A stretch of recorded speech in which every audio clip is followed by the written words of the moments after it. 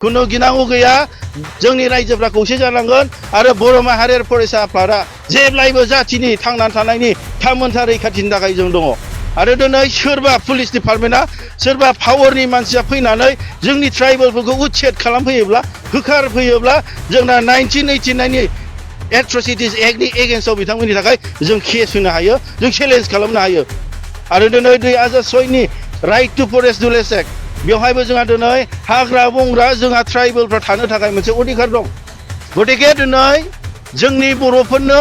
दिनै साख्रि जि होनायनि जि सिमांखौ बिथांमोना सुजुगोन नाथाय प्रेक्टिकेलि जेब्ला बिथांमोना बे कम्पानिखौ गायसनबाय बेयाव खुनु आसाम गभर्नमेन्टनि खुनु बिटिसि गभर्नमेन्टनि जि पावार बे प्राइभेट कम्पानियाव खुनु एप्लाइ जाया बेयाव नाथाय दिनैहाय जोंनि बिटिसि 6 सिडुला जिखुनु ट्राइबेलफोरनि कनसेन्ट गैयालासिनो दिनै हा होनायनि खुनु अधिकार गैया बेयाव सोरबा लेन्ड एडभाइजारिनि सोरबा एसबिडिसि सोरबा बिटिसिनि एम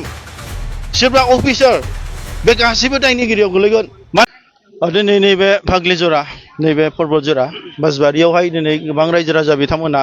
नैबे हानि इस्यु जि हानि समस्या बिनि सायाव गुवारै सावरायनो थाखाय जोंखौ बिथांमोना लेंहरदों आरो जोंजों लोगोसे गुवाहाटी हाइकर्टनि मानगोनां राजोदिरि बिथांमोन आरो जोंना दावराव रिख्रेब अमर सिं सार आरो जोंनि बनसिन आरो ट्राइबेल स्टुडेन्टस इउनियननि जों जयै बे नुजाफैदों आरो बेनि गेजेराव जों मानगोनां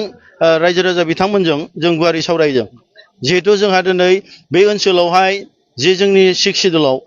जे ट्राइबेलफोरनि कनसेन्ट गैयालासिनो जोंनि आसाम सरकारनि थिननायाव नारसिननायाव जोंनि बिटिसिनि जि एडमिनिस्ट्रेसन जे मानगोनां जोंनि बिटिसिनि सिएम प्रमद बर' बिथांमोना दिनै रेभिनिउ डिपार्टमेन्टनि एम रनजित बिथांमोना दिनै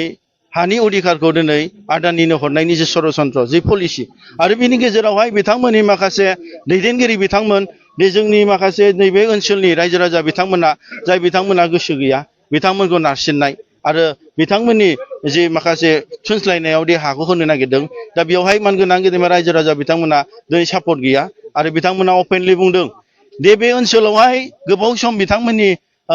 बिमा बिफाफ्रा आबै आबौमोना रायजो जादों आरो बे हायावनो बिथांमोना बे जिब जुनारजों नांनानै दावहा नांनानै बे हाखौ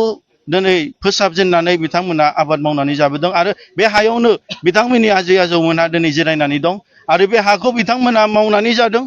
नाथाय भारत स्वाधीनता जानायनि आगोलनि बिथांमोना बेयाव रायजो जादों गेदेमा गुरुदेब कालिचरण ब्रह्म बिथांमोना बे जायगायावनो जोनोम मोननानै दिनै जाथिनि थाखाय बर' दिनै भारत हिसाबै दिनै इन्डिपेन्डेन्स उदां मोननायनि आगोलनो बिथांमोना बे ओनसोलाव थानानै संसार जादोंमोन दिनै बिथांमोननि जाय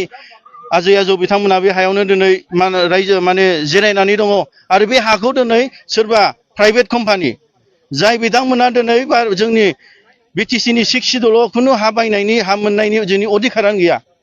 दिनै रायजोफोरनि कनसेन्टबो गैया दा बे बिराद गिदिर जेंना जानानै दं दा बेवहायनो जों दिनै बिथांमोनखौ बुंदों जिखुनु जोङो रायजोआ थिग थायोब्ला खुनु रावबो बाहेरानिफ्राय फैनानै जोंनि ट्राइबेलफोरनि हायाव जोंनि कम्पानि खुलिफैनायनि खुनु अधिकार गैया आरो दिनै आदानि बादि कम्पानिया दिनै मोनसे प्राइभेट कम्पानि बे पाब्लिक सेक्टर नङा आरो बेवहाय खुनु दिनै साख्रि मोननायनि खुनु परिबेस गैया मानो होनबा दिनै एनटिपिसि सालाकाथि बादियावनो दिनै आइअसिएल बिआरपिएल धालिगाव बादियावनो खुनु जोंनि लकेल जाय बिथांमोना हा हगारदों बै समनियानो दासिमबो हा मोनाखै दिनै सालाकाथि बादियावहाय दिनै जोंनि बर' लाइमोनफ्रा ओनसोलनि लाइमोनफ्रा बहाय साख्रि मावनो मोनदों बे सोरबा टेन्डार लाफैनाय कनस्ट्राक्सन कम्पानियाव टेम्परारि कनस्ट्राक्सन बेसिसआव बिथांमोना साख्रि मावनानै दं जेब्ला कन्ट्राक्टर बिथांमोना मावखांनानै गावसिनि कनस्ट्राक्सना जोब्बाय अब्ला बैयाव जोंनि मानसिफ्रा हालाय हाफाय सोरबा गोदान फैबा मोनलिया दिनै पाब्लिक सेक्टर गभर्नमेन्टआवनो दिनै मोनाखै आरो आदानि बादिया दिनै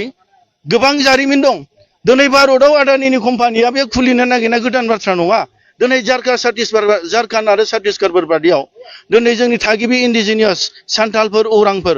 दिनै बिथांमोना गोबां हा हगारबाय हा हगारखांनायनि उनावहाय मा जाहैबाय बै समाव मोजां बुंदोंमोन ओरै साख्रि होगोन ओरै माबागोन होननानै नाथाय हा हगारखांनायनि उनाव बिथांमोनखौ गुबुन जायगायाव दोननानै खुनु जानायनि थानायनि परिबेस गैया दिनै साख्रि होगोन होनदों खुनु परिबेस गैया रावबो साख्रि मोनाखै खुनु परिबेस गैया रावबो साख्रि मोनाखै लेबार सुइफोरबो दिनै खुनुरुखुम होदोंब्लाबो दिनै गिदिर साख्रिखौ मोनाखै मानो होनब्ला कम्पानियाव दिनै टेकनिकेल लाइन जब गावसिनि दिनै आदानि मोनहा गुजरातनि ओरै गावसिनि जायगानि दिनै बसायफैजोबगोन अब्ला दिनै जोंनि मानसिफ्रा दिनै बहाय साख्रि मोननो आरो बैयावहाय जों नुनो मोनदों बैसोरनि जारिमिनखौ नायोबा जेरावहाय पावार प्लान्ट बसायदों बेवहाय बिथांमोनखौ मालाबा ट्रेनिं होनो लाङो ट्रेनिं होखानायनि उनाव सिरि थायो दिनै बिथांमोना प्रटेस्ट खालामो प्रटेस्ट खालामबाबो खुनु खरसायाव गैया पुलिस डिपार्टमेन्टआ दिनै बिथांखौ नाख्रेबो दिनै बिथांमोना हाइकर्टआव केस होबाबो दिनै जा कौटि थाखा गोनां मानसि कर्टआव दिनै उकिलखौ बायनानै जोबो अब्ला दिनैहाय सानदो जोंनि फैबाय थानाय इयुननि जेनेरेसननि थाखाय जों गोबां सिन्था खालामनांगौ दङ दिनै गमामायैनो जोंनि बिटिसिआ जितु जोंहा मोनसे अट'नमास काउन्सिल निजेनो जोंहा निजे खुंथायनि गोहो दं प्रति डिपार्टमेन्टआव इन्डास्ट्रियाबो मोनसे आरो बिथांमोना दिनै गमामायैनो दिनै जोंनि बे ओनसोलनि जौगानायनि थाखाय सिन्था खालामदोंब्ला मानो स्मल स्केल इन्डास्ट्रिफोर बसायनानै होनो हायाखै मानो हस्पिटाल कलेजबो लुनानै होनो हायाखै मानो दिनै मोनसे सेंग्राफोरनि थांनानै थानायनि परिबेस बानायनो हायाखै मानो दिनै आदानिखौ खुलुमनानै लाबोनांगौ मा दरखार दं जोंहा दरखार गैया दिनैहाय बे हाया जोंहा जोंनि सिनायथिजों मोनसे सोमोन्दो दं दिनै जारिमिनखौ नायोबा जोंनि आसामाव जोंनि नर्थ इस्टआवहाय जोंनि ट्राइबेलफोरखौ लिडारफोरखौ बुरबक खालामनानै दिनै इन्डियानि मेन स्ट्रिम मानसिफ्रा मा खालामदों गोबां आर्मिफोरनो गोबां हा हगारनानै होदों गोबां बिदिनो गभर्नमेन्टनि प्रजेक्टआव जोंनि हाया दिनै गोग्लैनानै दं जोंनि बर'फ्रा जोंनि ट्राइबेलफ्रा आसामाव अलरेडि 50% हाखौ गुबुन हारिजों लाखाजाजोब्बाय 2003आवसो जों फिसा मोनसे 6 शिड्युल मोनदों बेबो जोंनि ट्राइबेलफोरनि हा हुनि रैखाथिनि थाखाय आरो जों फिसा हाखौ दिनै सोरनोबा एथ' 3000 4000 हा हगारनांगौबा जों मा थागोन अब्ला भुटानाव खारखोना थाहैनोसै नामा गतिके दिनै जोंनि बर'फोरनो दिनै साख्रि जि होनायनि जि सिमांखौ बिथांमोना सुजुगोन नाथाय प्रेक्टिकेलि जेब्ला बिथांमोना बे कम्पानिखौ गायसनबाय बेयाव खुनु आसाम गभर्नमेन्टनि खुनु बिटिसि गभर्नमेन्टनि जि पावार बे प्राइभेट कम्पानियाव खुनु एप्लाइ जाया बेयाव खोनानो मोनदों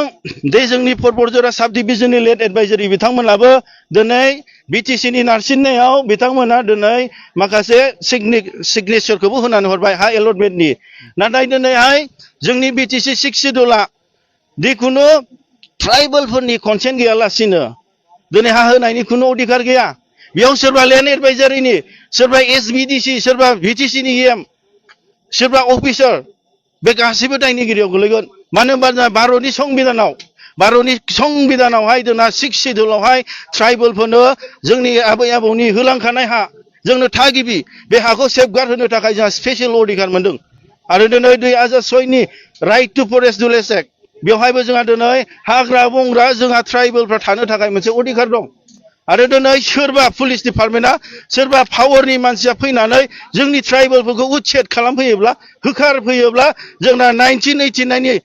एट्रसिटिस एक्टनि एगेन्स्टआव बिथांमोननि थाखाय जों केस होनो हायो जों चेलेन्ज खालामनो हायो आरो दिनै जों जाथाराब्ला हाइकर्ट सुप्रिम कर्टनि न्याय लानानै जोंनि ट्राइबेलफोरनि जोंनि बे पर्बरजरानि बासबारि नाखौ जों होबथानो हायो खुनु गिनांगौ गैया जोंनि रायजोफ्रा खौसे जानांगोन आरो बर' माहारियारि फरायसा आफादा जेब्लायबो जाथिनि थांनानै थानायनि थामोनथा रैखाथिनि थाखाय जों दङ